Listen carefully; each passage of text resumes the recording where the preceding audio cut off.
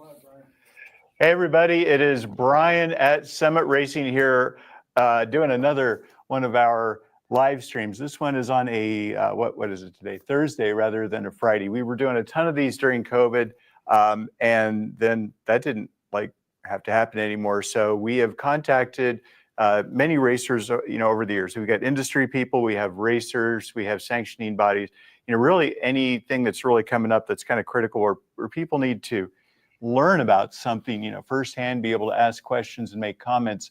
That is what the live stream is for. So I would ask yourselves in the comments to go ahead and feel free to, chime in, say hi, tell us where you're from, and, have any questions, whether it be, land speed racing or this Bonneville Mile. And also with Liz Liggett, who I'm going to introduce here very quickly. This is a girl that, started off as a spectator and then has slowly, not even really slowly, but I'm just saying that she has, really made the proper steps to progress in her racing career to do, driving and such. And then we have guys like Steve Strupp down here from the ECTA that help facilitate all of us crazy people with our dreams. So I guess, Liz, since you're in the upper right corner, Liz, do you want to introduce yourself? Yeah, sure. My name's Liz Liggett, as you said. I'm a automotive journalist first. That's what I've done for over 20 years. And then I'm also an independent automotive race car driver.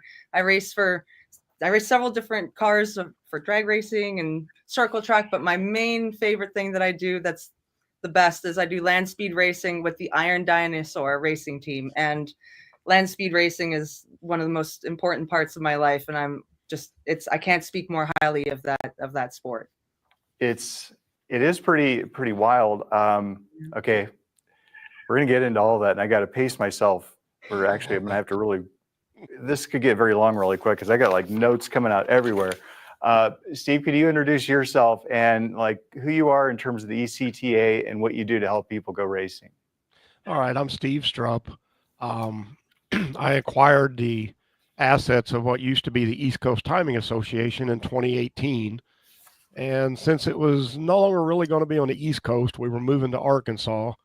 We were able to acquire the acronym ECTA as a corporate name to maintain a heritage and respect for the history of it, which is actually the oldest and original paved mile event in the United States. And I've been blessed with getting to carry it on. And we just do our best to make sure the racers all get to have fun and we do all the stressful stuff. Okay. It's, I can't tell you what you do for people. I consider this to be kind of like bucket list racing stuff. And Liz and I were talking about it a bit before, we went live here and just talking about what does it take to get into it? Because early on, I didn't know how to do it. I didn't know what it took to get the car ready, to get myself ready, to make the travel. What do I need to show up at the track? Nobody really was able to explain this stuff to me. And there was a lot of trepidation. And now we have things like the internet, we have Facebook groups, and all of these areas, the forums, of course, to help us help each other get into racing. So with that, I guess I was going to dig in here. Are you guys ready to go? Yeah, always. Okay, here we go. All right. So Steve, you glanced on it a little bit. What is land speed racing? If drag racing was essentially about how quick a car is, land speed racing is what? Top speed? Yeah, it's about how fast can you get your particular item to go. For a lot of people, we've raced everything from, the slowest record is, I forget the brand, but they called it a blazing electric scooter at 37 mile an hour through the 2 kilometer. That's awesome. All the way up into the 250s. Right. But a very good friend of mine, I think, found a very good way to relate it. It's a single vehicle at a time. Yeah. Racing for speed. And what can you figure out how to go faster? But it's sort of like tractor pulling, only instead of going for distance, we go for speed. Okay. All right. I'm digging it. So Liz, real quick, since I've got you kind of on the topic, and you were telling me about the various different types of the forms of racing that you started off with. You started off with being a photographer and karting, but can you tell us a little bit about what you've, done, leading up to now, and then directions you want to go going forward. Yeah, absolutely. So I've been really fortunate since I started so young. I've worked with my dad for all these years, and so we worked for like the Montreal Gazette and different international newspapers. So I've been fortunate to cover F1. I've done NASCAR, Indy, Champ Car, different drag racing, land speed, of course. So I've been lucky to not only get to do some racing, but to attend so many different various racing events, like Right. the London to Brighton in England, like they're races that are extremely different than one another, but they have a lot of commonalities. And so I'm very fortunate to have that wide, broad view of all this different kinds of racing and all of their intricacies, but the things that relate them to one another. And I love land speed, but yeah, a lot of these different types of racing, like tuner cars, like import tuners, anything JDM, or if you get into the drift scene, there's a lot of different realms of racing. That's what's so cool about it. Cars, there's so many different worlds, and they all relate to one another, and they all can go race for time. And you also build. I mean, your team there with Iron Dinosaur. You guys have built a car, you maintain a car, and one of the things I love most about the documentary, Allison Swank helped you with that, and I'd like you to tell your story after a bit, but there's a lot of stuff that goes in, behind the scenes to, build a car and maintain a car. And there's a lot of little pieces, parts on that car that, things can go wrong and break at the track, and you have to adapt really quickly. But you've built a lot of stuff. You want to talk about that? Yeah, I've definitely been lucky to have a lot of building experience. So my dad's also like a home machinist, and I grew up in the live steam hobby. So I grew up running scaled down steam locomotives. I'm the 4th generation live steam engineer. So I grew up running little trains. And then once I moved to the US back in, I think it was 2017, I worked at a shop called Valhalla Auto Restoration in New Jersey, classic cars and stuff like that. Great shop. Then I worked at a place called Mil Spec, which is World War II armored vehicle restoration. So I worked on armored vehicles like half tracks, tanks like Sherman tanks and things like that. That was an amazing job for about 2.5 years. So between the trains and the World War II equipment, that was what I did as my 9-to-5 job. But I've also done several really long road trips in either my 50 Chevy. My dad and I and my mom, we have a 50 Chevy that we went across the United States in for 2 months, and we had to work on it on the way. And I drive a 67 Buick. That's my only car. That's my daily car is a 67 Buick. So I have to always, work on it and drive to Bonneville and back. And so always working on stuff for sure. What's crazy about that is, here in Northeast Ohio, we get a lot of snow and everything like that. And so anytime I have to justify my choice in cars, I'm just like, hey, people drove them every day in the 1960s with, snow tires and chains, my mom did, right? And, it's one of these things that it's my secret power of justification. It's kind of interesting because the word you used earlier is totally the correct word. It's trepidation. People are, I think, a little bit afraid, or they don't quite understand their vehicles as much. They're a little bit more scared to go out in the middle of nowhere with it because they don't know how to fix it if it broke. And I think it makes people a little bit like, am I allowed to drive across the country in my old car? Absolutely. You can do it. I've done it many times, but some people I think are not sure if they can. Our ancestors did it. And you know what? It's never been easier than it is today. Yeah. I don't know how long it's been since I've had a blowout, but it's been over a decade, and that used to happen. Knock on wood. Knock on wood. All right. So, Steve, let's hit on this one. So what's the difference between, obviously we talked about drag racing being the quarter mile, and then standing mile stuff really started happening. I don't know the beginning of it, but there was the Texas Mile and Loring, Maine. And obviously we've been to Maxton and Wilmington, North Carolina, and Wilmington, Ohio. That's when I ran my first race with you guys. And now it's in Blytheville. But can you tell us a little bit about, standing mile racing for a lot of us on the East Coast and in the Midwest versus what it's like to run out at Bonneville or El Mirage? All right. Well, I think number one, the biggest difference with standing mile is it's a whole lot quicker to clean your car up. That's for sure. Okay. But you don't fight the traction issues, Right. but yet you still have to. There's a lot of learning. I think Liz will vouch for this. It's not what everybody thinks. It's not a drag race. You're thinking stand on the throttle, and we've proven it multiple times. An example, a lot of late model cars with Yeah. all the traction control and everything they've got. If they leave in second gear, they'll actually have a higher top speed. And I think you even addressed it one time.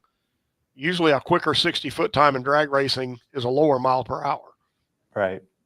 And Yeah. I remember being in Wilmington and everything and thinking like, I've got to make sure I attack, right out of the gate. I'm leaving stripes across, and Keith Turek is there. He's not yelling at me or anything like that. That's not his way of correcting racers. But, it was a learning experience, and then finally getting to put the power down. And we're going to talk about that here shortly. But, we're going to be taking, I guess the first thing I want to say about this whole thing is this is going to be the first time when people have been pushing street cars out on Bonneville. And I know that there's many, many, many classes out there, but also what happens with race cars is they become things that go into trailers and into the garage and used once a year versus a lot of us that don't have, frankly, the budget to be able to build something that is solely for that one time a year. So we try to race our street cars. We do different options with them. We drag race them.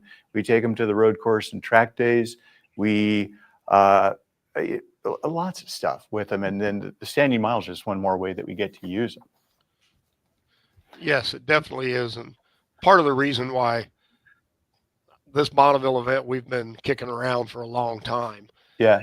And we wanted a way for people to experience what Bonneville is, because it's hard to explain what it is if you've not experienced it. Liz has been there. She's done it. I mean, Yeah. I've been blessed enough to race, Bonneville, El Mirage, Australia Salt Flats. But when you're looking far enough out, you see the curvature of the horizon and you still haven't seen the end. It's a very phenomenal experience. You have to do a lot of work a lot of footwork to maintain traction, I guess you would say. Right. You have to be very smart and gentle with it. But at the same time, it has two dynamics. Nothing's really close to you. So it's like sitting in an airplane when you're going 600. It doesn't necessarily feel it, but how fast does it feel when you hit turbulence? Yeah. And that's sort of how Bonneville is. It's like, this feels it's comfortable. Oh, well, now you got my attention, and that's kind of what most every pass is. You're just trying to manage that fine line between I'm staying comfortable, and that kind of got a little scary. But the great part about Bonneville is a very hard surface. Yeah. You fight for traction, but the benefit of it is cars won't dig in if they spin out. You may slide for a half a mile, but right.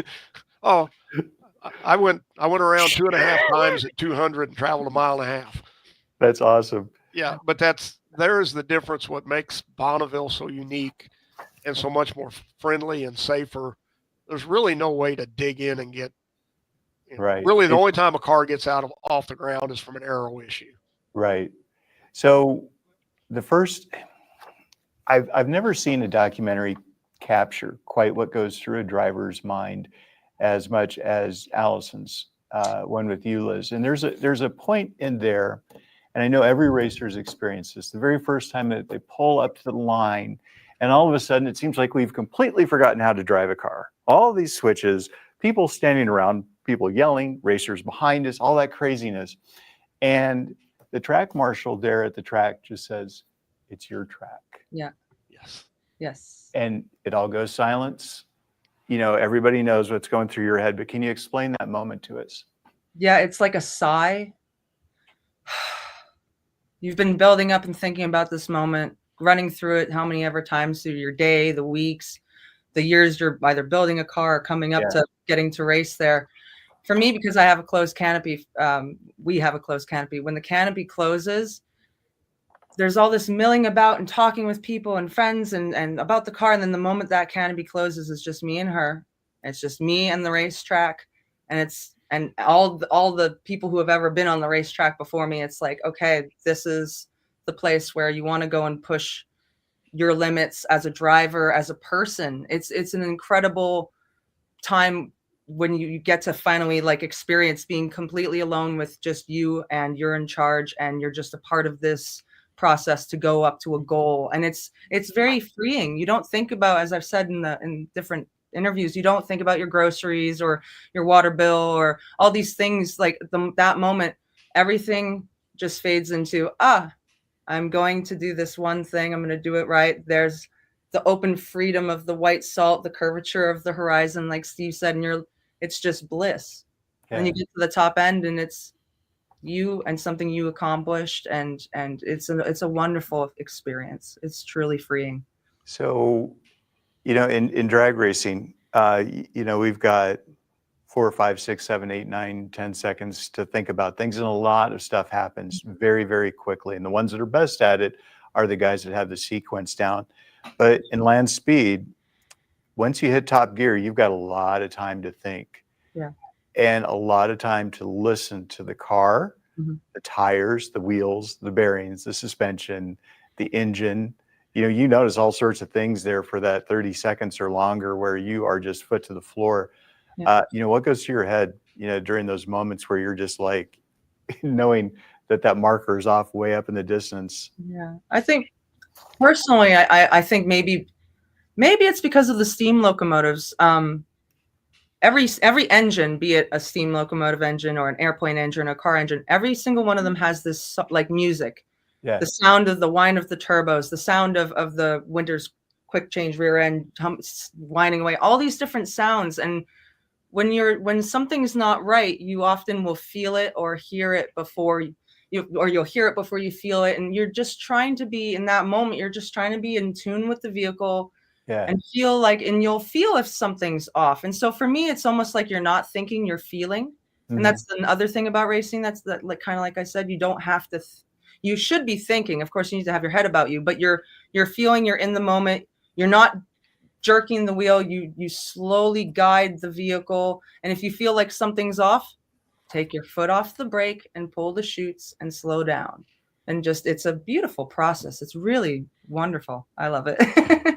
Yeah, that's very well put, Liz. And Thank you. what I like to tell people is, I think the big difference in drag racing, you touch your speed. In land speed racing, you get to hang out and actually feel it and experience it. And it's really not so much what is the speed. Mm-hmm.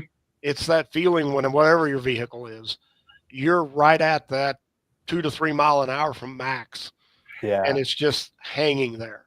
And you're just, I can remember going, 2 miles and watch the tack not gain 150 RPM, Right. And as you said, you're just listening to everything and praying nothing changes sound.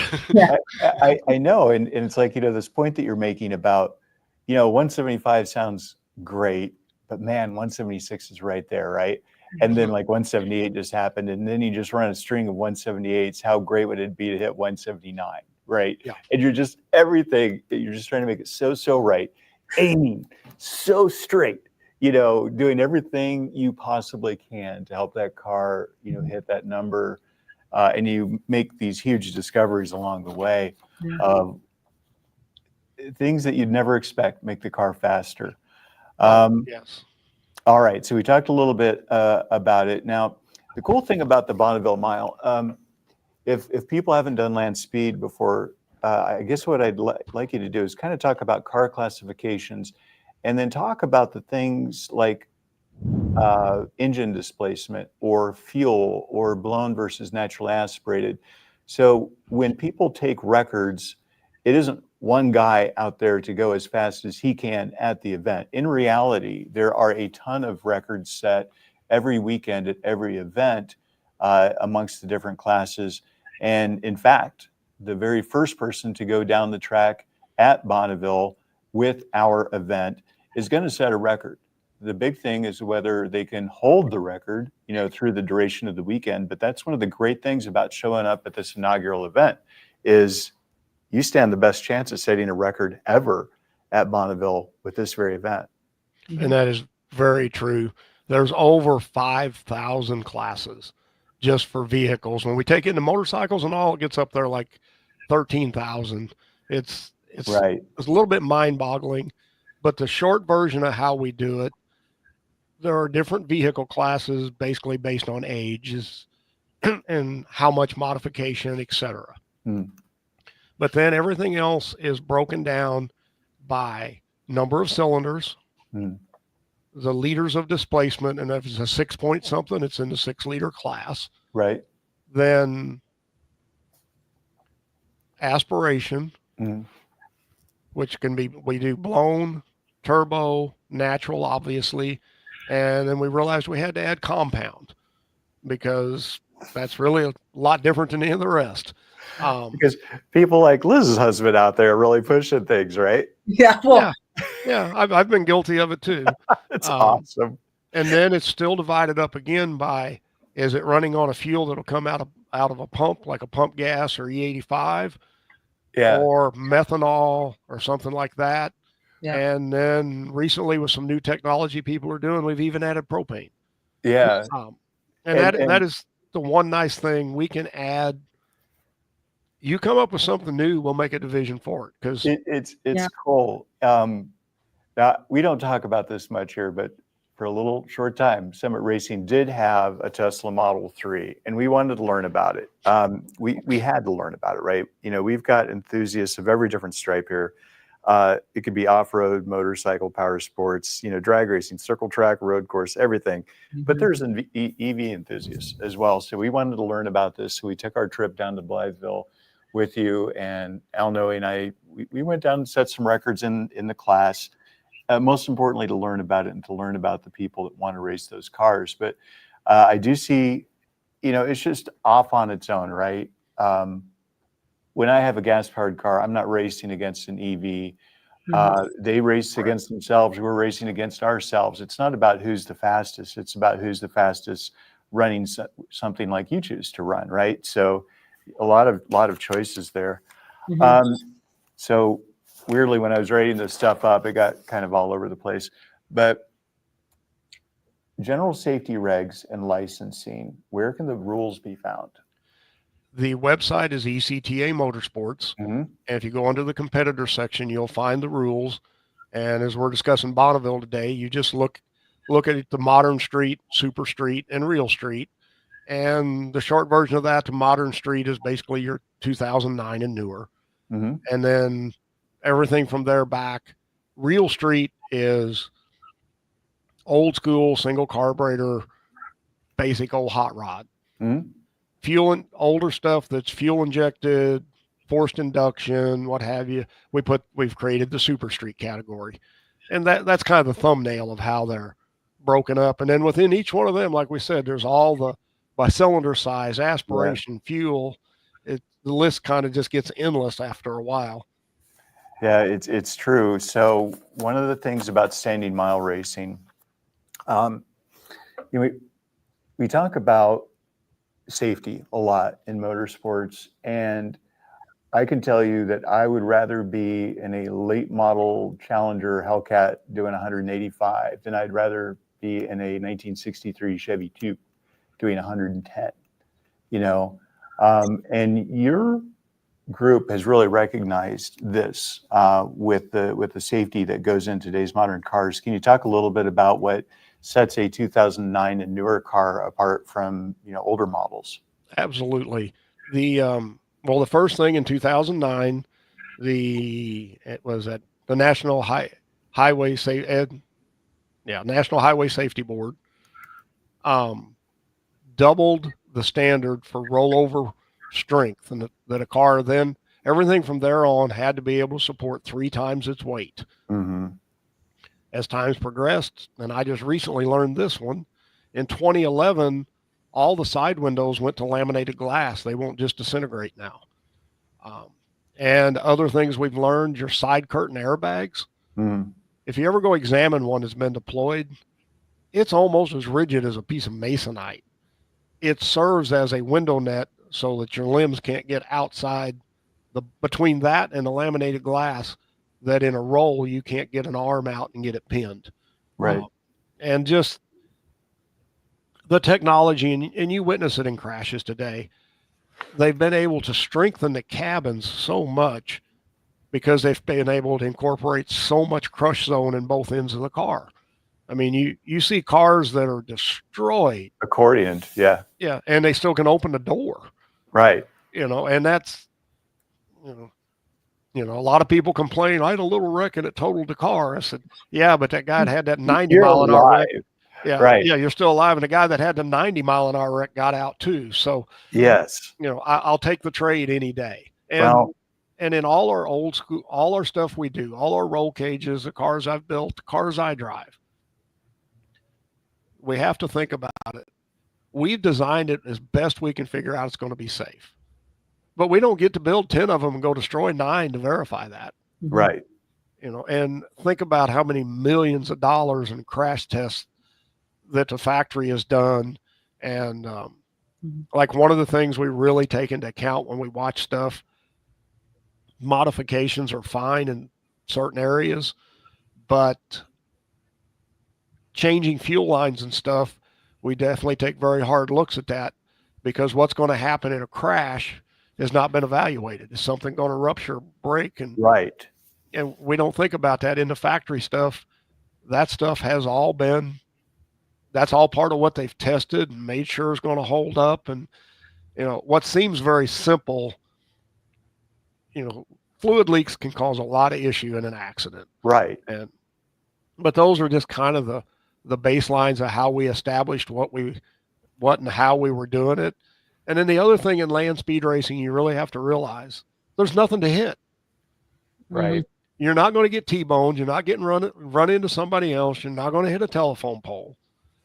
You're basically going to slide or roll, and that's about it. Right. Especially doing this 1.5 mile event at Bonneville, we're not going to achieve the speeds where somebody's going to launch like we do at the big events. I know people think it sounds funny, but Liz can attest to it. There's a lot of difference in what goes on from 200 to 250.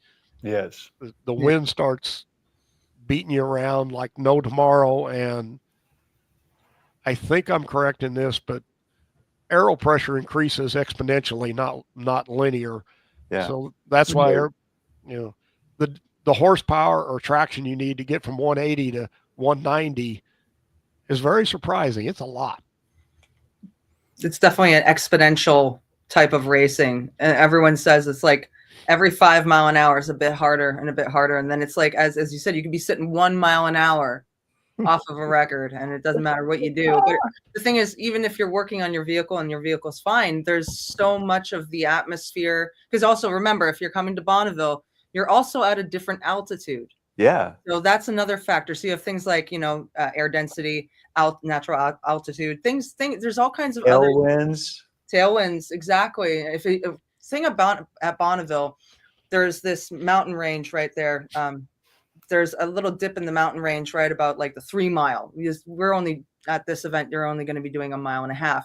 But at Bonneville, there's a definite dip in the mountains where there's usually a crosswind around the 3 mile area. And, there's certain things like that wind is a factor. So it's not going to be like, oh, I can just fix this on my car and I'll go a bit faster. Maybe the dew point is changed. Maybe everything's a little bit of it's a neat kind of seesaw game of what can we do? What can we change to be able to get a little bit faster or change? It's a fascinating thing. Yes, and you're correct. Like, Brian, one thing, the modern cars compensate way better. Mm-hmm. But for us in the race cars, I've seen density altitude change 2,500 feet from sitting in the pits till we made it to the start line. Okay. And for modern cars compensate pretty well for a lot of our stuff that just leaves you pounding, you're trying to anticipate where we're going to be when we get there. Right. Yeah. It's brilliant. All right. So we hit on safety a little bit. And these are all things, I want to blow through them really quick and get to the really important stuff. But we have a list of things that you're going to need when you go to the track. And of course, as Steve said, the faster you go, the more safety stuff that, that you're going to need to get into. But there's some universal things that most of us are going to have when we get in there. So I've broken it down into safety equipment for the racer. And these things are things like the helmet, the head sock, the fire suits, whether it be a jacket or pants, the driving gloves and driving shoes or boots. And I think for a lot of us, the head and neck restraint devices like a Hans device or other is probably a good idea too. Do you want to get into SFI and FIA with these? And then we'll talk about how those play into some of the other things. Yeah, I mean, we're like most sanctioning bodies. Your belts can be no more than 5 years old, which I believe the way they date them now, the expiration date shows 2 years from manufacturer. So you've got 3 additional years. The helmets, I always get that messed up, Brian, but they go on a 5 or 10 year span, isn't it? Do you usually go off the Snell rating? Yeah, you go with the Snell rating. The gloves, you want you mainly just want to make sure they're current, not damaged. Somebody says how old they are. Well, it depends on how much I used. And, some sprint car guys probably change gloves every 3 weeks. Right. For what we do, we can get by for a couple, 3 years. And the same on the shoes. You don't want holes in the soles and things like that. But, the bottom line, we got to make sure you're not in anything that will melt or burn. That's really, and you can put as elaborate a safety gear as you want on. We will admire you for that. But at minimum, we're going to have you in basic gear. And we're one of the sort of unusual organizations. I don't care if you're driving your Geo Metro, you're still wearing fire gear. You're still wearing full gear. Everybody wears it. Back to what I said, I want you in something that doesn't burn, melt, there's no reason to take that risk. It's not that expensive. It's so true. And, we've got a huge amount of that here at Summit Racing. We are very, very cognizant of that. And so we've added a lot of sections here. So then also things like the safety equipment for your car. Now, this being the event that it is, there's some things that aren't going to really apply to many of the cars that show up to this particular event, but I'll blow through them. And the ones that are kind of critical, if you just want to say, yeah, that's going to be more critical in the upper classes or the older cars. But things to contend with out there sometimes in the fastest cars are things like fire suppression, parachutes, speed rated tires, the racing seats that are either FIA or SFI, and they've got, the pass-throughs for the harnesses. There's the roll cages, whether it be something as simple as a harness bar to a 4-point behind you to a 6-point with swing out door bars, then the full 8 and 10 point, along with the padding requirements, which I do want to say is once you get up to that 8 and 10 point cage in a car, it kind of ruins its streetability because your head is this far away from that. So that is the reason why I think that this, really we need to think about it. When we have rollover protection in a modern car, it's great. We're keeping, it's just a lot safer than an 8 or 10 point if it's ever used on the street. Things like drive shaft safety loops, then the explosion-proof bell housings and or blankets and flywheels, engine diapers, tow hooks, metal valve stems, fuel and battery disconnect kill switches, and ballast weights a little bit. So those are things that I've had to contend with in the past, and Liz's team has to contend with a lot.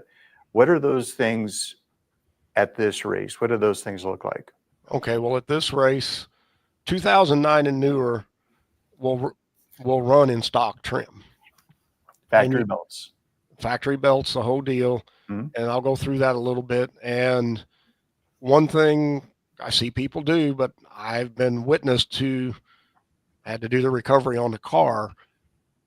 I do not want seatbelt bars in a car that does not have a roll bar. Our factory safety harness allows you to lay over in the center of the car. If you put a 5-point harness on, dual shoulder belts, and that roof crushes in, you're stuck right there.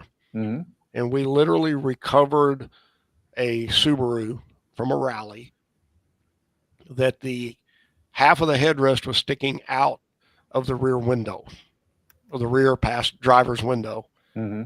He had a couple cracked bones in his shoulder. That was it. Right. Because it allowed him to lay down across the console. You know, it performed the way it was engineered and designed. So my philosophy there on the modern cars, if we're going to modify the safety gear, we have to actually add rollover protection. Okay. Because we are modifying what they engineered. And, you know, I've been blessed to witness some of this and like, didn't think about that till I saw it.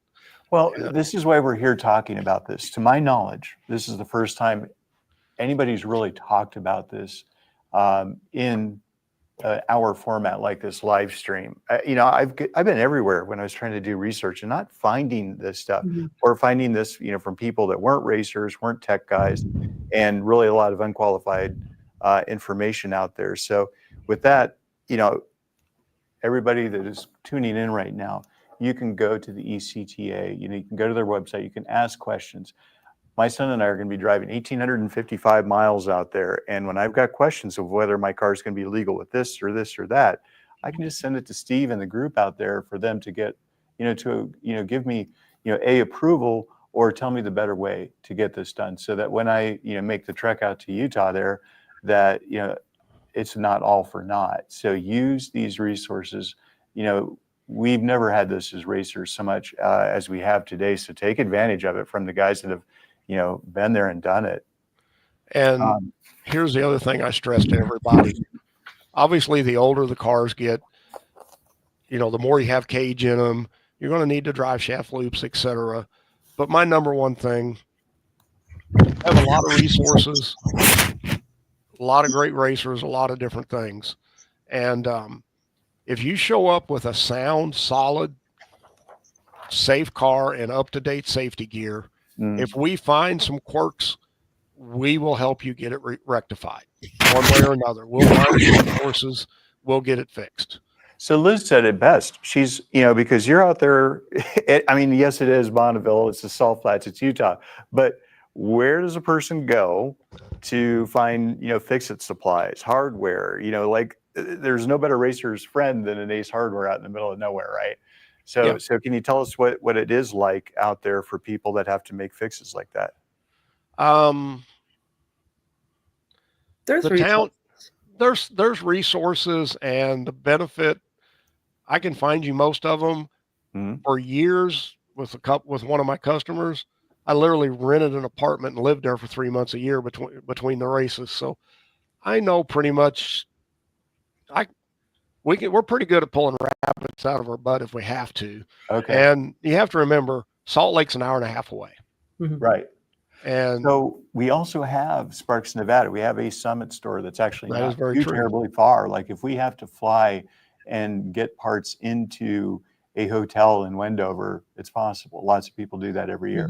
It's a common thing. Having parts break and having people have guys drive to Salt Lake, hop in a plane, go grab parts, bring it back, drive back, and then put it all together in the parking lot or whatever. It happens. But it's feasible. It's all depending on what you need, what you broke. But then, you know, during SCTA events, racers often help one another with parts and tools and things like that. But it's that same kind of thing. This is land speed racing. It's very much a family friendly, camaraderie based event where it's not, it's competitive, but we all want to be here and have a good time. So if somebody knows someone that has what you're looking for, or knows where they can go in town to find something. Of course, Wendover is a relatively large town. You have decent amenities. You have, you know, different casinos and hotels you can stay at. There's restaurants. There is a parts store, but there's also the ability to band together and ask the other people in the ECTA who have been racing out there at SCTA events, or, you know, different types of events for many decades. So there's a big resource. You need a zip tie? I live for that stuff. You know, being able to rescue somebody that is in need. It feels good when you help out, right? It does. And like you said about the you know, the competition, the camaraderie, you know, it's I lived through, you know, vicariously through a lot of the people that, you know, we've all helped, you know, so I think it's great. Okay, so I'm going to blow through these as well. So typical supplies for the pits. So I'm going to list off a whole bunch here, and then anything that I talk about, you feel free to comment. So things like a fire extinguisher. Liz, as you said, water, water, water. Okay, Yes. we're going to have to talk about the weather and the sun, and the sun bouncing back off the white surface. Things like car numbers, how to attach numbers to your car, and spares. Things like fuel containers and utility jugs, because you burn a lot of fuel when you run for miles on end. So don't underestimate that. This is all going to be in a list, by the way. So things like air compressors, inflators, tire gauges, engine oil, spare nuts, bolts, and screws, jumper cables, hand tools, toolboxes, torque wrenches, racer tapes, and zip ties. Wheel lock keys. Do not run with wheel locks on your car and lose that key, because you're the only person that knows where that key is. Electronics. We'll talk about cameras and GoPros and things about that, and chargers. Car cleaning supplies are going to be a big one out there. Jack and jack stands, portable generators, earplugs, sunscreen, brake fluid, folding chairs, pop-ups, umbrellas, portable shelters, sunglasses, sun hats, reflective clothing, coolers, if I didn't mention it, microfiber towels and wet wipes, shop tools, camping tents, whether it be trucks or overlanding. There's a lot of stuff out there now for people to stay out of the sun, or RVs. Mosquito spray, I don't know what the bugs are like. Tie downs, tech forms, blankets and rain gear. It has rained out there before. We'll talk about that. And flashlights. So obviously, what did I forget? Not much. The one that I realized you forgot, that you want your whatever support crew you've got or whatever, carry a jumper pack. Yeah. Okay. Yeah. Because I can't explain, and there'll always be somebody jump to your rescue, but I don't know if it's more heartbreaking or embarrassing that you've been starting and moving and this and that, and all of a sudden you hit it, and I ain't gonna. Yeah. How's that go? As it goes, I won't. Right. That's funny. I like that. But you are very right about and Liz will attest to that. Water. For that, and then the cruise, your help and stuff. Baggy shorts are usually not real good with the reflection. No, because there's that gap that it will bounce, and so you'll get burnt underneath, like your chin, your nose, your ears are really something that I see a lot of guys get, the like bright red cauliflower ear, and then when the sun bounces up into your shorts area, it will. Yeah, so I've heard of. All right, so Liz says tight shorts. I want everyone in tight spandex. No, it's definitely something where your legs, the undersides of your calves. I got burnt on the back of my calf. I sprayed my leg.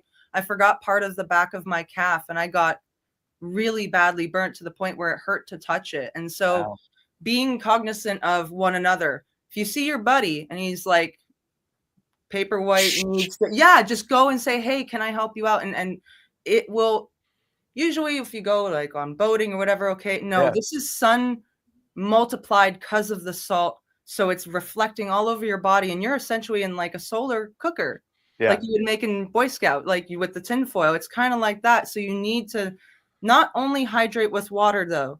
You need to drink things that have, because you will wash all of the potassium and the salt out of your body, and you will actually get more dehydrated. You need to keep a mix of things like Pedialyte, Gatorade, body armor that has coconut in it, like coconut water. I hate coconut water, but body armor has coconut water, and that actually saved me from heat exhaustion once. Okay. It's really good to have coconut water. So regular water's good, but don't flush all of the minerals out of your system, because it will actually be more detrimental. And definitely wear long sleeves. Like, they have it for fishermen often, like those extra sleeves, the things that will cover your neck. No, it's not a fashion show. Nobody cares about how you look. Wear the wide brim hat. Cover your skin, because it's a real thing that will help you race better.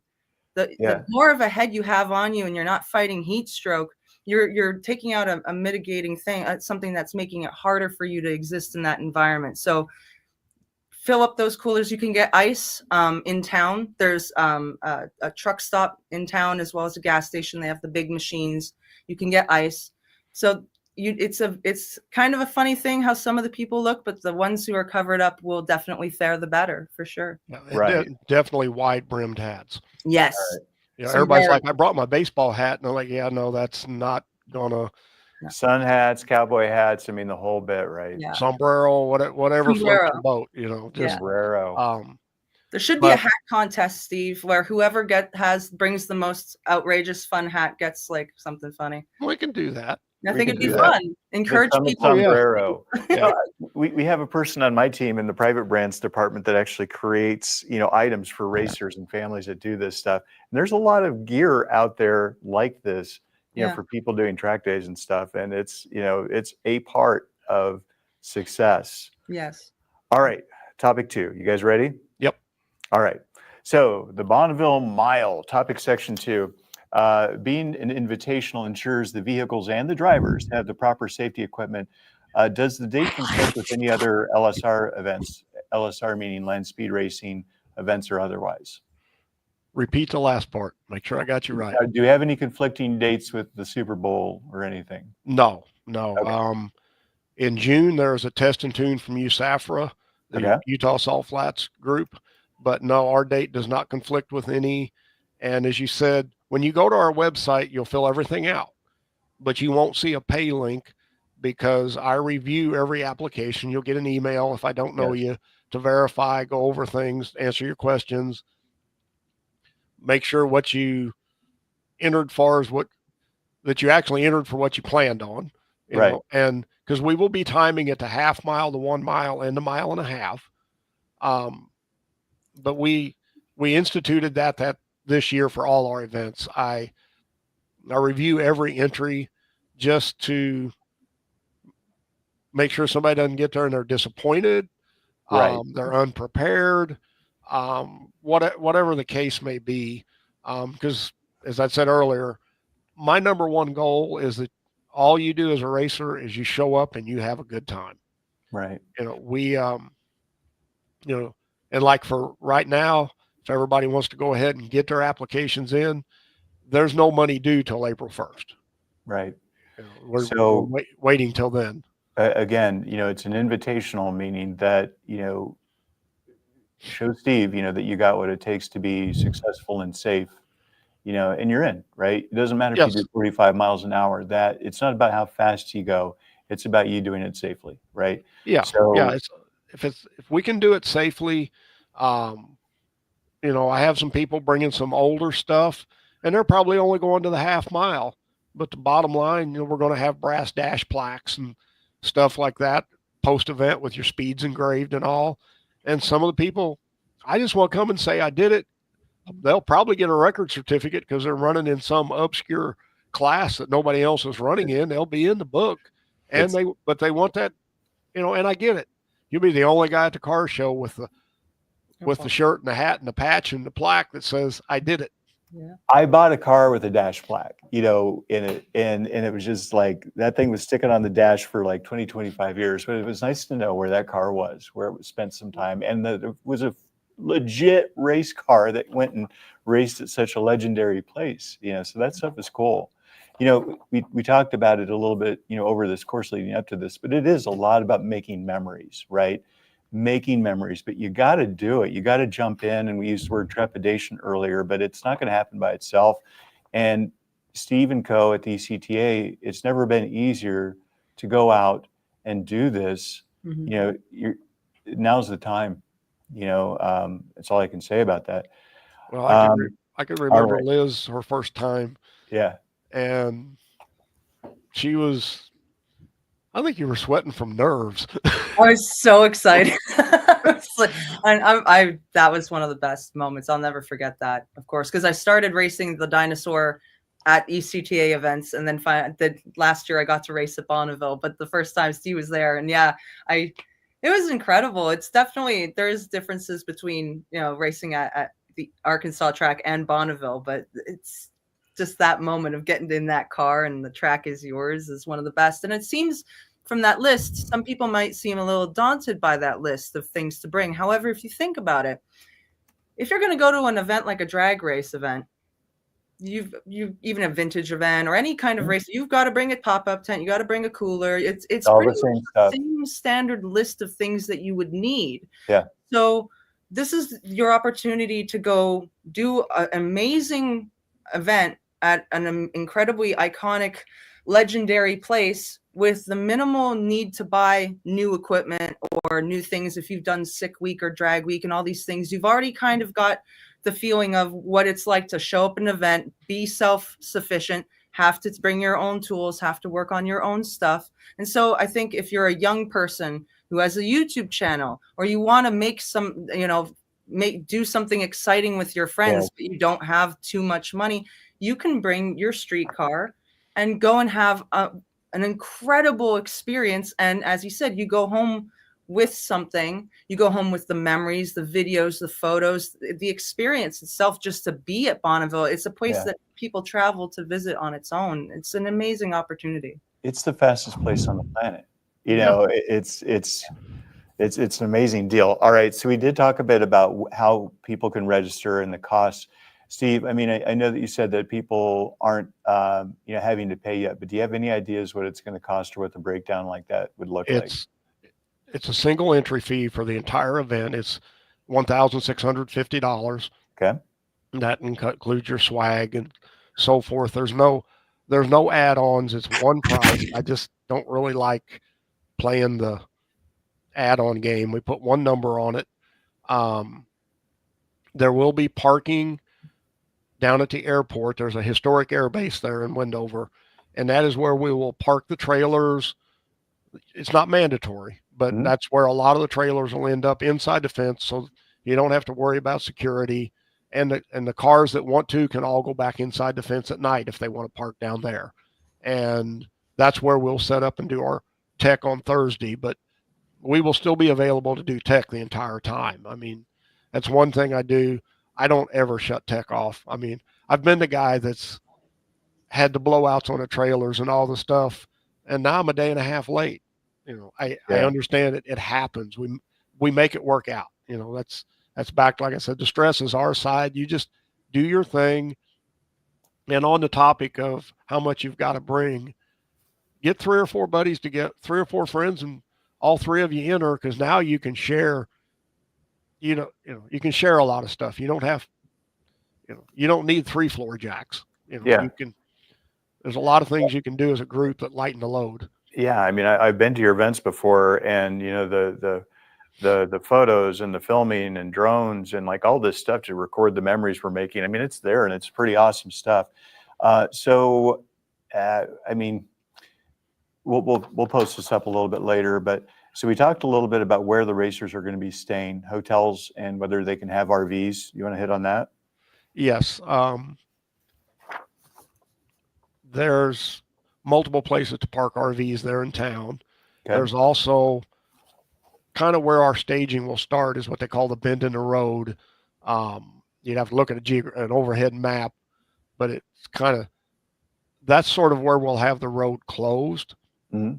And that'll sort of be our gathering point. But to the left from there and up, there are a whole lot of nice dry camping areas a lot of people use.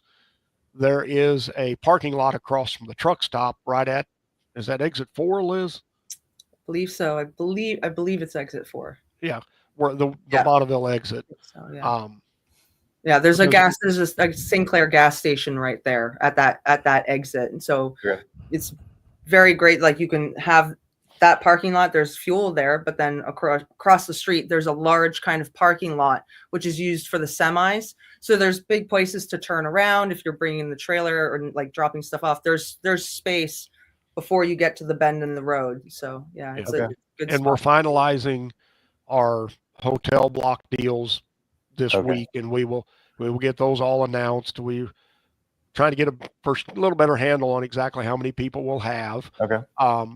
And at the air base, we will have cleanup facilities that you can use every evening to wash your cars down, spray them down with salt preventative, whatever you want to do. The plan is to actually have a couple of those movable 4-post lifts down there. Mm-hmm. We've got a lot of logistics to tie it together, but that's our plan, is to have that. We'll definitely have the cleanup facility. Good. So that you can rinse your cars down every night. Okay. And as I said, leave them inside the fence if you want. But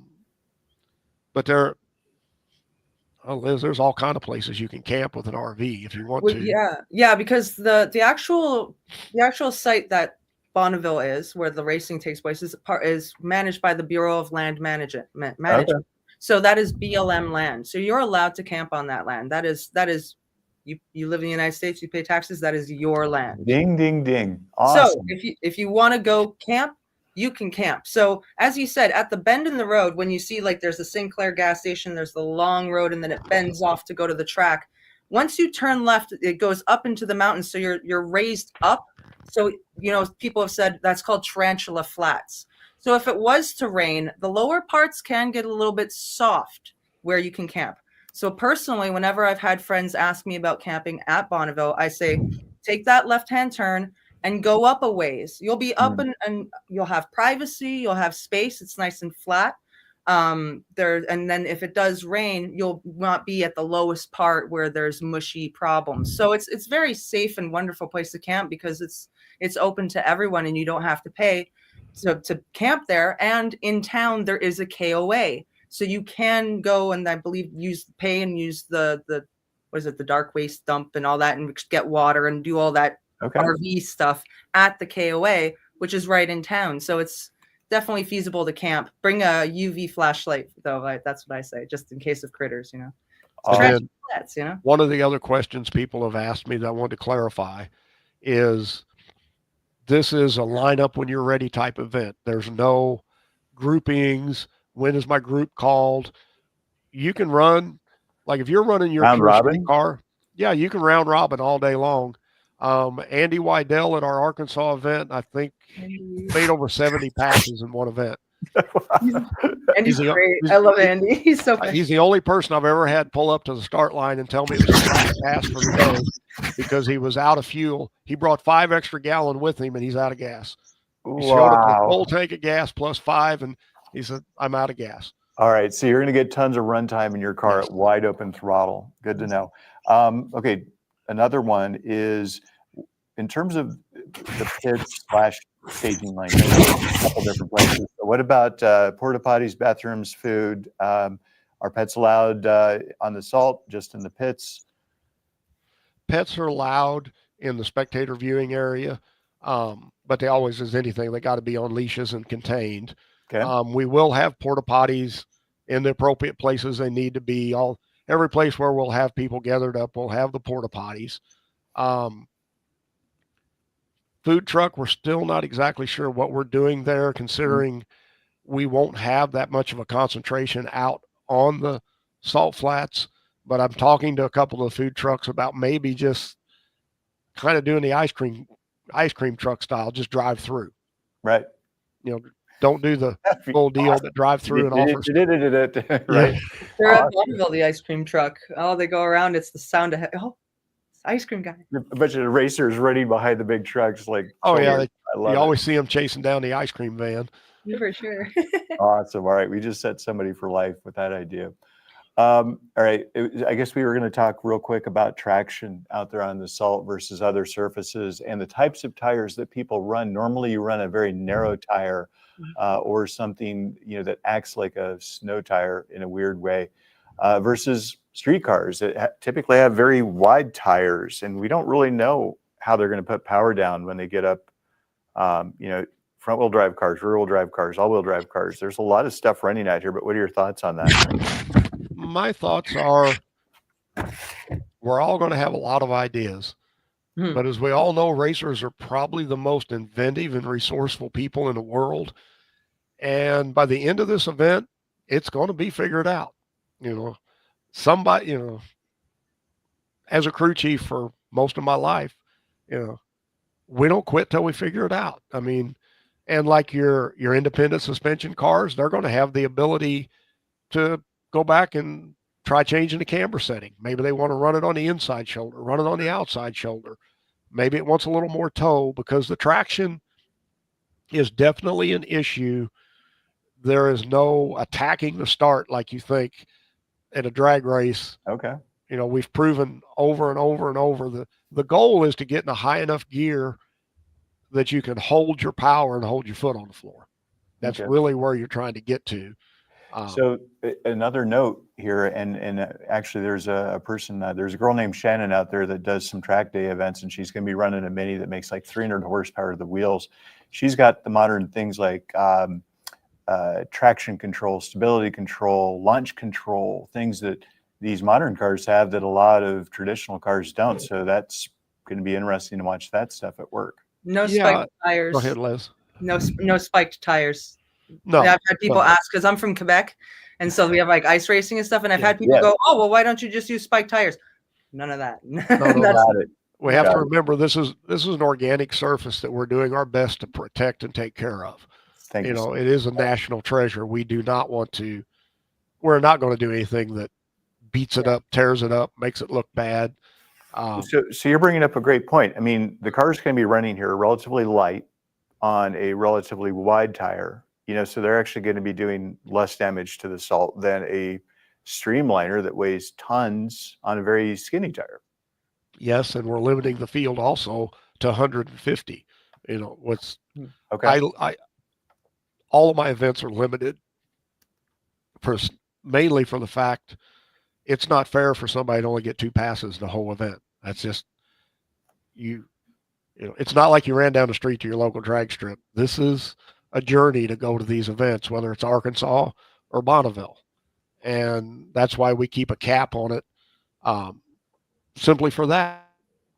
Okay. I just, and even if we get delays, if we keep the cap on it, get everybody's passes in. That's Liz said it. I mean, the place is sacred. We're here to take care of it and keep it around for our kids someday. Yeah. No doing donuts when you go out there. Yeah, it seems like a thing that you're out in the middle of nowhere. It's BLM land. But the thing is as he said, is the salt is an organic thing that actually needs to heal every year. It's salt. Yeah. Salt builds up in layers. It's crystals. And so when the water comes and floods the salt flats, when that water evaporates, it makes the crystals grow and creates, if you go and you cut that with a tire by like doing a donut or something, that undersurface is affected, and it will take like many, many, many years for that to heal because it's been altered. So if you go out and do this event, we kindly ask you to respect it because it is a national historic site, and that damage, if you hit one of those donut marks going, for 100 miles an hour, it's authoritative and dangerous. So I mean, this is an invitational. You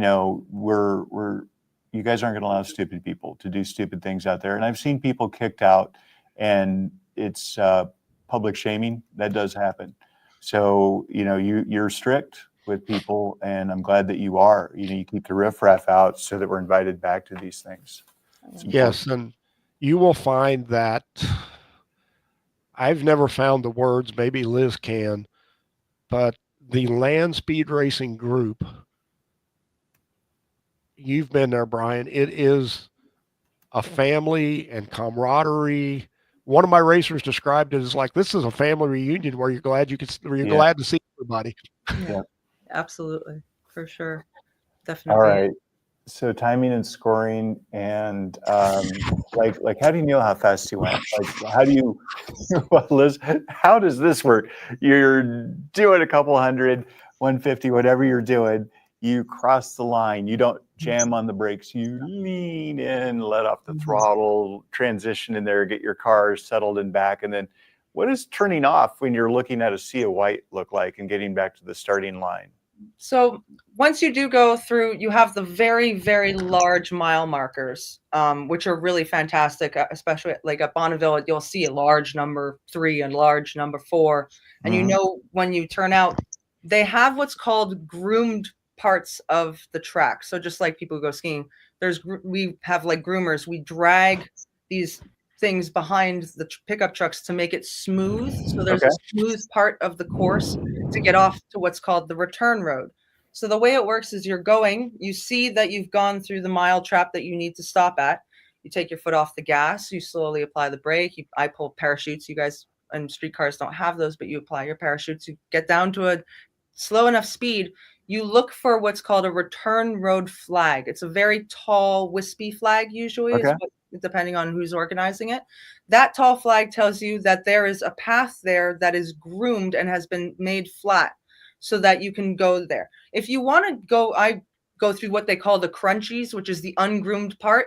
It's a little unpleasant. The vehicle I drive can get through that, but mainly you want to wait, slow down to a calm, you're feeling Manageable, very yeah. comfortable. Then you see that flag, you gently go off to the side. And then once you get to, you'll see there's a clear road marked. That's called your return road. That's what you need to get to Okay. be able to turn back and head back towards the starting line. And it is essential that you turn the correct way and head back and don't stop, because if the moment you stop, officials think there's something wrong, because we don't know if there's a fire inside of your cockpit, if there's been any sort of emergency. So the important thing to do is finish your run, get down to a safe speed, see the marker, go off, get to the return road and return. And if there is, I believe, Steve, you're going to do it the same way at SCTA. If there is an emergency and you need immediate help, there will be you will turn, I believe, to the left. Yeah, you turn the opposite way. Yes. Turn the opposite way. And if you do that, fire marshals are on you, like, instantaneously. They're there to make, because something is wrong. So don't turn the wrong way, because then all these people are going to rush to your aid, and they're very quick and they're right there, because that's the most important thing to them, is keeping you safe. So make sure you do the course walk, the rookie course walk. Listen, don't feel embarrassed to ask questions. But yeah. Like, It's a little bit of a walk. Yeah, to drive, but yeah. I remember that was one of the coolest thing about Arkansas. We have this caravan, and it's the scene out of Mad Max with all these crazy looking vehicles and the drivers and everything kind of making their way from one side of the course to the next, driving these contraptions. And it was just, that was very memorable. Yeah. And on the turnouts, the BLM has given me authorization. We will be able to use it's an organic dye you put down with a sprayer, but we will be able to mark the sides, the center of the course, the turnouts. We will basically be able to lay us out a temporary road course, because it does no harm. It's an organic dye. It breaks down in about a week. And then you asked on the timing. Everything is by an electronic timing system. That's all. The bigger the clocks are, that's it. And those are what measure the speeds at the traps. Everything transmits back to a timing tower. Mm-hmm. We will have a live stream and a live feed that the speeds are up on the live stream. We've spent a lot of years working that out, and people tell me I'm overcautious, but this timing system became my system of choice, a lot due to its size. And the way they'll be sitting on little cheap Walmart or Amazon tripods with an inner tube on it to hold them down. I don't want anything out there that in the event you hit it at speed, it's going to cause detrimental damage. In this case, we'll be running cars. It's not as big a deal, but like Arkansas, you got to remember, we got bikes. Yeah. You can't have a 40-pound object sitting out there. That's going to leave a mark. And even if it's your car, it's going to do a lot of damage. You don't want a concrete block holding something in place. Yeah.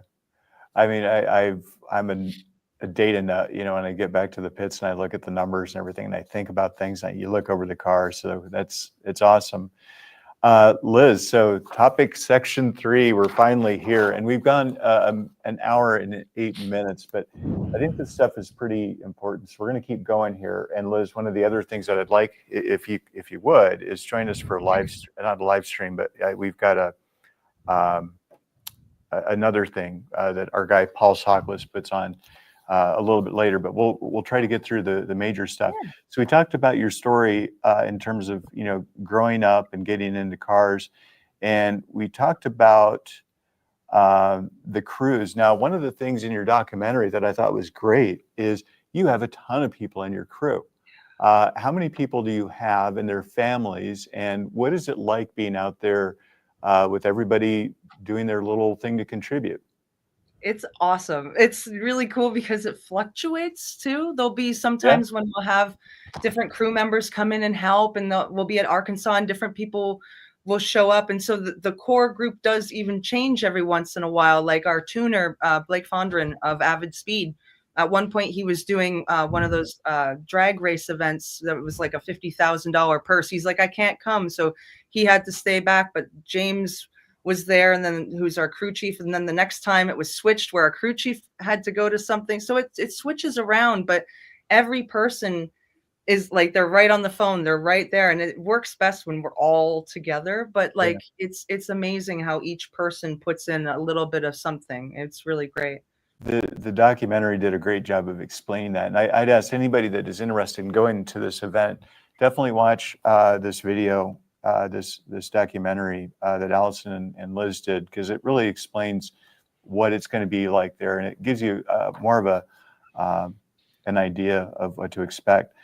And speaking of, what was it like when you got the invitation to run the car? I remember that your documentary kind of talked about like your surprise, you know, when you got this offer to go jump in this beast and go fast. Yeah, well, definitely that moment is something that is etched in my memory, of course, because it was almost like did I hear that right? Because you've always, is that the thing I've waited decades and hoped maybe someday somebody might say. And Don Gilmore is an incredible person that decided to take a risk, or not a risk, but take a chance on me and give me the opportunity, because he saw how passionate I guess I am, how dedicated I am to just racing in general, and that I really love it and I really want to learn everything about it, but that I want to learn about it. I'm not rushing. I want to learn every single aspect about the car. I want to learn everything about the process. I love how SCTA and ECTA make you do a rookie up process. You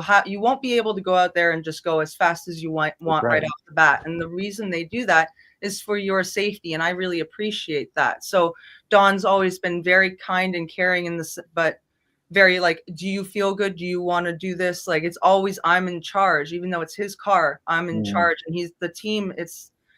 They've always made me feel so safe, so secure.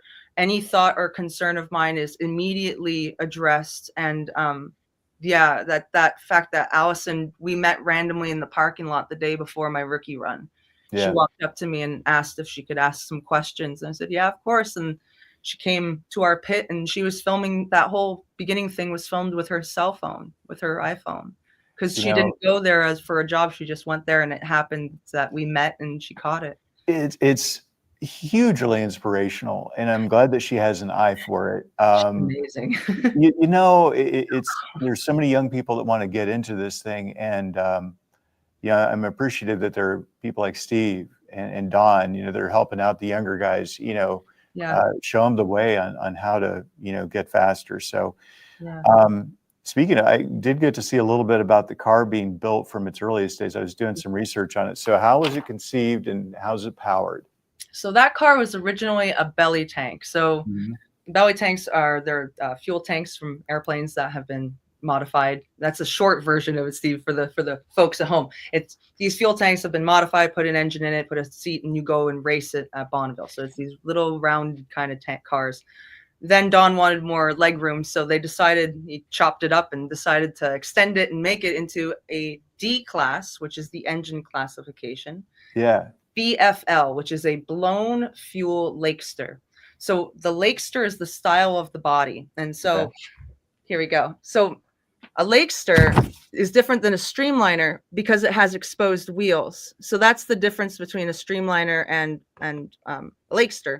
So this is the car itself. So it's got a 302. So it's a dart block. It's the LS dart block, 8 cylinders. We use Icon forged pistons. We have a center force clutch. As I said earlier, Winner's quick change rear end, which is great when you break some stuff and need to change up your gear ratio. It's great to throw those in. We have Aeromotive fuel system, pumps 7 gallons a minute, 14-gallon tank. Twin turbos, put 76 millimeter turbos from Precision Turbo. They put out 40 pounds of boost. So we're sitting at 2,000 pounds and 40 pounds of boost. And she's a sweetheart, and I love her so much. So wild. I love this stuff. I love this car so much. Oh, man. Okay, well, this could be a day to itself. All right, so uh, we talked a little bit about what happens after the finish line. So let's talk about like after the race is over and you've got a lot of time to process things as you're kind of going back toward the pits to meet up with your crew. What's that like? And is there a lot of mental exhaustion after that much of a high and your heart beating that fast for so long? I guess it depends on the type of personality you got, but for me personally, I definitely was just I change so much when I'm racing. A lot of people get concerned about it because I'm super loud and bubbly and all over the place. And the moment I'm getting down to it, I get so focused, quiet, centered. I'll sit in the car and everyone's like, "Are you okay?" I'm like, "Yeah, I'm fine." And they're like, "You're not saying anything." I'm like, "Nope, I'm focused." And it's like a completely different person, different mindset.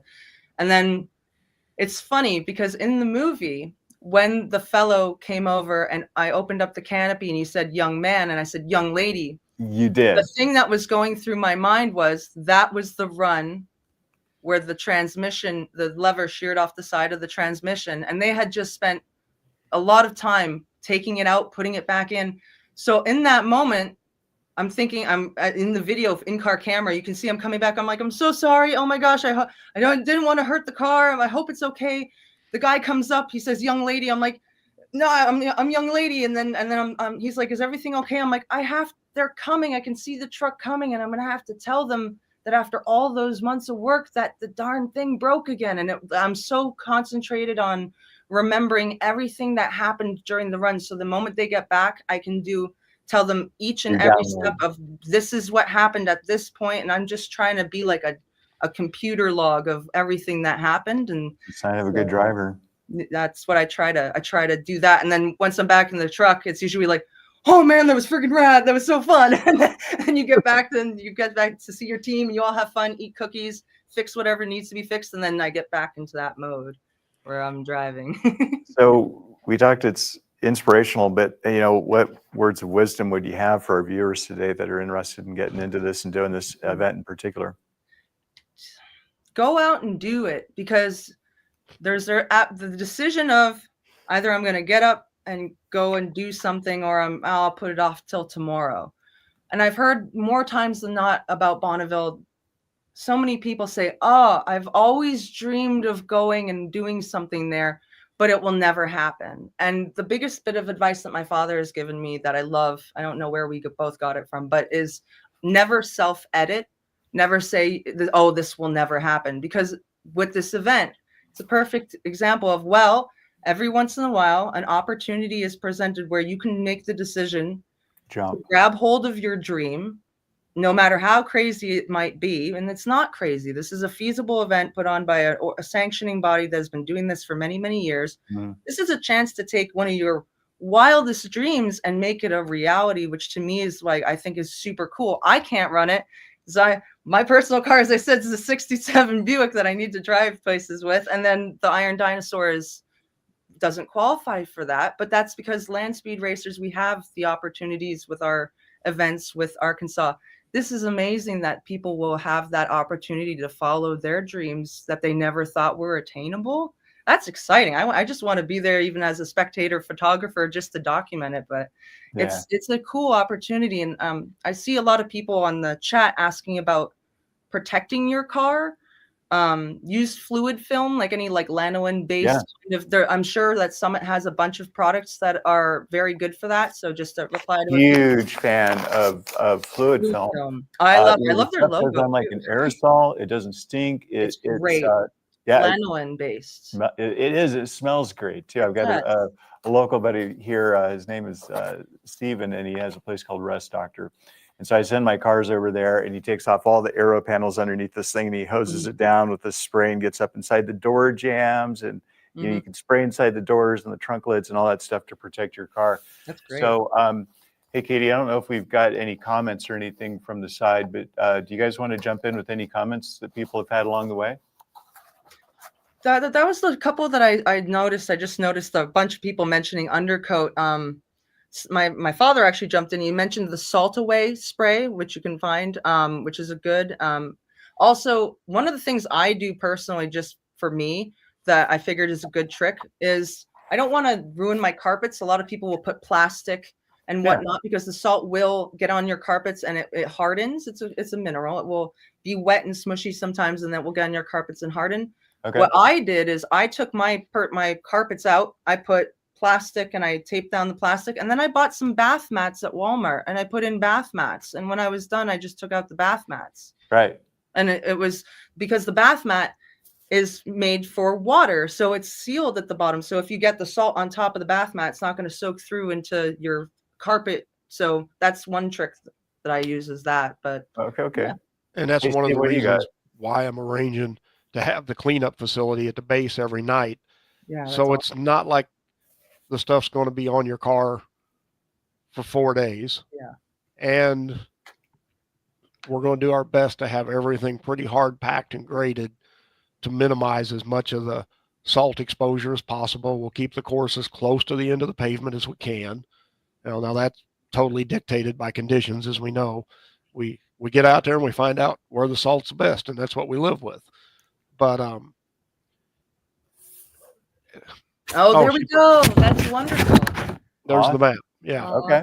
I love Bonneville. So the blue area that would be where the race course is. Okay. The yellow is the end of the road. That will be like final staging. We will send cars down in groups.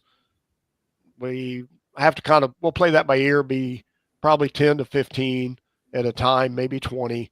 Cars will go off an average of every probably 60 to 70 seconds. That's about how long a pass will take. Okay. The small red circle to the left of that's the bend in the road area. That will be our gathering area where you basically get in staging, find out who you're going to be behind. And then from there, we'll send you on down so many at a time. Because I don't like I can line everybody up down the road, but then you have to constantly keep inching forward. I would rather move in groups so we can get out, we can mingle, we can talk, you can do whatever you want to do. Okay. And then the large red oval up above that, I guess, Liz, that'd be what you call Tarantula Flats, right? Correct. Yeah.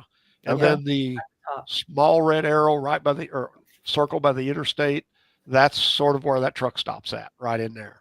Correct. The Sinclair. Okay. And then the bottom left, that is where the airfield is there in town. And it's literally right at the state line. What is it, Liz? 5 minutes from all the casinos and hotels?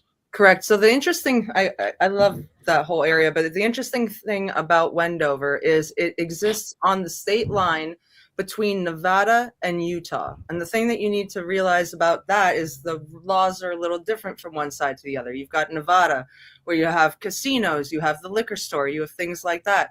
The other side of town, when there's a line straight down the middle of the street that across the street, and one side you cross the street, you're into the other state. Well, on the Utah side, there's no liquor store. It's a little bit different. So the town is very interesting, but right there, as you said, the historic Wendover Airfield, amazing museum if you have time to check it out. But they're fantastic people. They've helped me out with many different events and photo shoots that I've put on, and the people there are absolutely fantastic. So, wow. And we are going to do evening after race dinners and parties. They have restored the old officers club, and we will use that for our evening gatherings. That's cool. That's so really cool. we can all gather up there. You can take your cars down, put them in the cleanup area, and then go over there and hang out. That's okay. I'm trying to, and some of this is a little fluid, but we're open to suggestions and ideas, and we're going to do everything we can for everybody to just have a good time, get to hang out, and do a lot of racing, and me not to get much sleep, but that's just part of the gig. It is. Well, all right. So then I guess I'm going to see you two off for a little bit. First, thank you so much for joining us today. It's tremendously educational. Liz, we could talk about the documentary and things for hours probably. I'm looking forward to seeing you and the crew out there doing this thing and the other racers. Steve, you mentioned that there's probably going to be a Bonneville Mile Facebook group so that we could introduce ourselves to each other and to ask questions, have the, the more seasoned of us, helping out the others. Mhm. Yeah. I actually created it, got it up right before we started the stream. So it's Okay. the ECTA Bonneville Mile Facebook group. Okay. And Okay. the dates in July are 11, 12, 13 with 11, tech 12, on the 10th.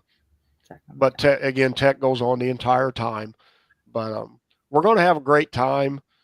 I personally am looking forward the most to watching all the different ways people figure out how to make the streetcars work. And as we know, somebody's going to achieve it and have that hold my beer moment. I got it done. Mhm. Yeah. All right. All right. I guess anything else you guys want to share? I just thank you guys for allowing us to have this platform and take this much time. And Liz, I know that you've got a huge family and team out there, so feel free to tell them. Thank you. Definitely everybody who's been watching or following along in the whole journey with the Iron Dinosaur and any of my racing. I thank each and every one of you for the support with either our books or the film that came out. I truly appreciate the time that everyone's taken to take a look at it. And I appreciate Don Gilmore, Allison, all the people. That's an amazing list of people that I have to thank. But I would like to thank you, Brian, most well, for asking us to chat about this, and you, Steve, honestly, for putting on an event for someone like me.